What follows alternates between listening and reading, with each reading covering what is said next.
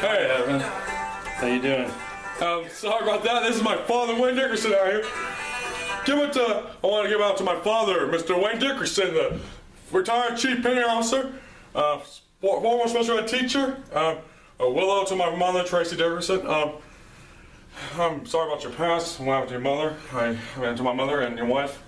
Yeah. But what was it? It's been hard on us, hasn't it? Yeah. Yes. Yeah.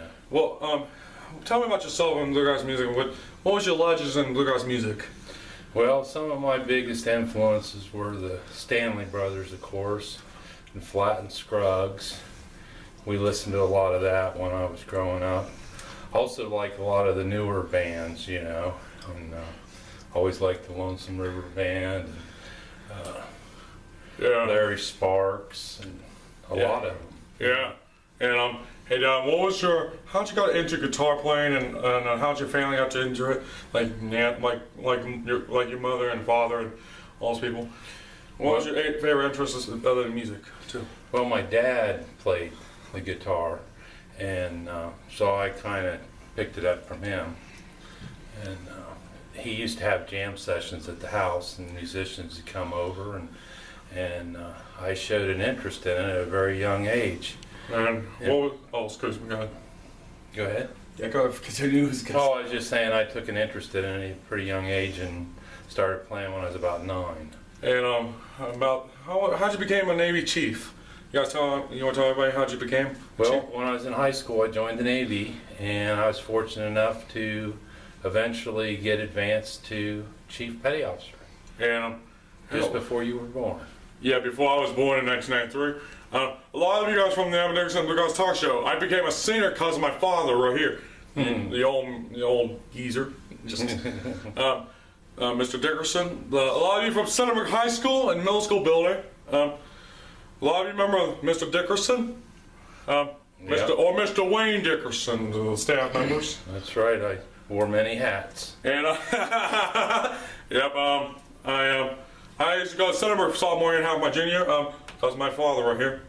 And hey, now tell me about your teaching. How'd you get into teaching, and how'd you got? Well, when I got out of the Navy, I wasn't sure what I was going to do, and what year did you retire? Retired in 2000, and it didn't work for the first year. I got out, stayed there in California, and then we moved back to Ohio in 2001.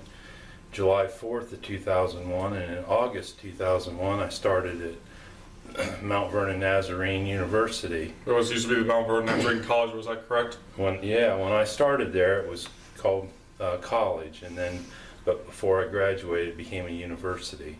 So I actually graduated from the university. What year did you graduate? 2004.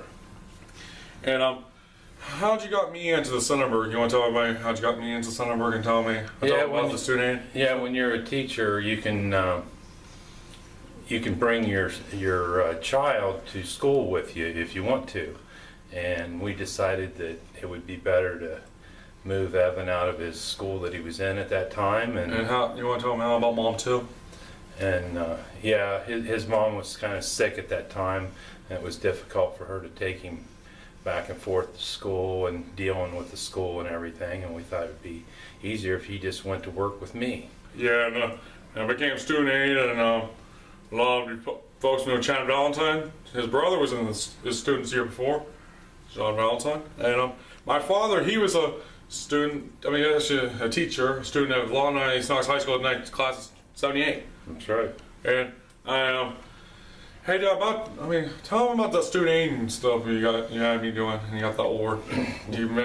Yeah, the last period of the day. 9 periods out of the day, though. Yeah, Evan was in study hall, and he wasn't liking it very well, and so I went to the principal and proposed that. What was the name? No, superintendent.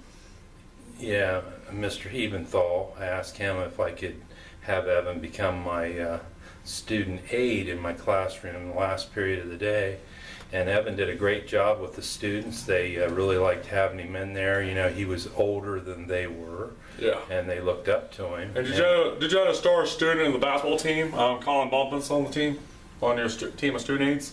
Yeah, Colin was star baseball and basketball player for Centerburg, and A lot of you guys know Colin Bumpus. and he was Bumpus he family. was very helpful with students with disabilities, and he'd come in and help in my class, or actually came into the gym class, but where we had Evan's class and my class together, and he's a really good young man, and I consider him a friend. Yeah, and my dad, he got me into singing, and compared to, I mean, hey Dad, tell him about your music. How'd you got into Sweetwater and Highway 52? How'd you got to those? Tell me about your history about the bluegrass music while you were a Navy chief in the Navy in San Diego, California. He was before you say he used to be a Sweetwater Bluegrass Union. Was I correct on that? What was it called? The Sweetwater? Yeah, it was called Sweetwater. I had a band that a local band in San Diego that started about 1988, I think it was, and we stayed together until 94, I do believe. 93, because you're 93, yeah. Oh, you did with Yeah, it was say. 93, and then when I went overseas on the Russell, and the band broke up. And when I got back in 1996, shortly after that, we started a band with named Highway 52. And how'd you got that name, Highway 52? You're the leader of the band, right? Well, there's a song written by Dave Evans called Highway 52, but there was also a Highway 52 out in San Diego. And so we kind of thought it would be cool to name a song after a highway. It's in San Diego. Then there's also one that's a U.S. route, but it also goes along the Ohio River, which Dave Evans was singing about that part of the highway. Yeah, And so there was kind of a dual purpose to the name. And how many years you had that band members? Chris Stewart was included, and other people. We started in '96 and ended in 2001 when we moved back here. And how many people were in your band from that point to the other point? I think, wasn't there 5 in the band? Yeah, I know. But yeah, tell them. Oh yeah, you want to know the members? There was Elizabeth Loring on the bass, and she sang, and well, everybody in the band sang. And then there was Chris Stewart on the banjo. And I plays guitar for Chris Stewart and Jan Beasley, Right. and now his wife now. And also you play with Chris Stewart in backcountry. But go ahead. Yeah, sorry. There was Richard Burkett on the mandolin. And also plays guitar. His own band too. Right, and there's Kim Weeks on the dobro. Yep. And did I miss anybody? No. And me on the guitar. Hey, what's your name again? Wayne Dickerson. Yeah, my dad. Unfortunately, but my dad, or fortunately, his real name is Donald. That's right. Yep. Yeah. Hey, Dad. What was it like to play guitar? What type of guitar did you play? What was your name? I'm not thinking bad stuff, but how'd you learn the guitar playing? What year did you learn how to play it? Well, I was 9 years old when I started playing it, and I learned from my dad. Yeah. And I learned from some of them from my dad. I was 11, but I didn't learn how to play that well. That's why I just sing a lot of it from my dad. How'd you learn how to sing, Dad? And what type of voice you did? it was not a very good voice. I'm talking about like what type of voice? Like baritone, tenor, bass, or lead, or I think I had more of a maybe sort of a baritone, maybe a little bit of tenor baritone mix kind of thing. Yeah. And hey, tell me about yourself. About what was your favorite? How'd you got to meet Del McCurry, Larry Sparks, Ricky Skaggs, or even a lot of people in bluegrass music like Adam Steffi, Ron Stewart, and all those. Yeah, that's one of the things I really like about bluegrass music is the being able to actually meet the stars of the bands and stuff. Where if you go to a country or rock concert, you don't get a chance to see the artists, and actually get to talk to them. And so I've got to meet, practically all my heroes. Chris Jones. Yeah, Chris Jones is one of them. Yeah. There's a lot of them, and really some great people that play this music. And hey, I was wondering if, I got a few more questions though. Okay, yeah, let's kind of wrap it up. I was wondering if, hey Dad, Yeah. what was it, how many times did you meet Larry Sparks? And Ooh, man, I'd probably say I'd met him probably 6 or 7 times, maybe more. yeah, and hey Dad, I know you heard about Merle Haggard passing away on his birthday. Yeah. You guys want to tell everybody about your thoughts about it? Well, when I learned the guitar, that's who was my favorite singer at that time. So I learned a lot of his songs.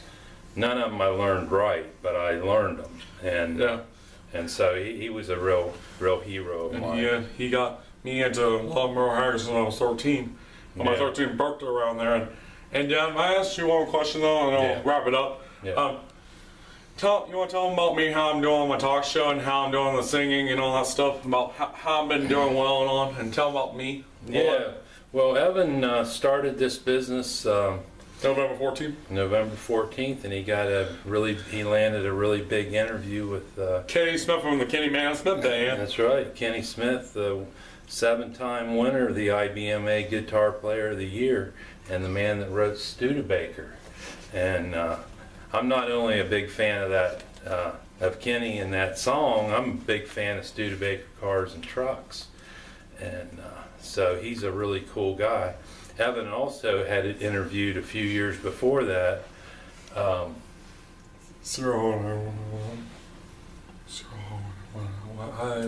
us who you interviewed. I interviewed. Sierra Hall. I couldn't think of her first name for a minute. I'm sorry about that. If you guys are a lot of fans of Sierra Hall on Highway 11, I interviewed those guys in 2011, my senior year in high school. I was team manager, homecoming king, and first place in the talent show. And Sierra Hall was one of the people I got to interview.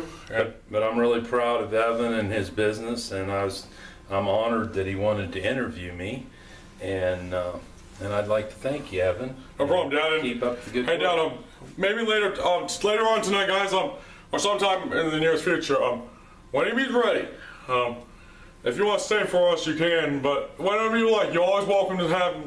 Okay, maybe sometime I'll come back and. Or sometime between tonight or this weekend. He's staying until Sunday. All right, I'll see you. And whenever I'm doing the video, please let me know if you want my dad to stay for you guys tonight, or between tonight and Sunday. Thank you, Dad. Yeah. This is my father, Wayne Dickerson, and any songs you want me to do? Just do it. King Jesus.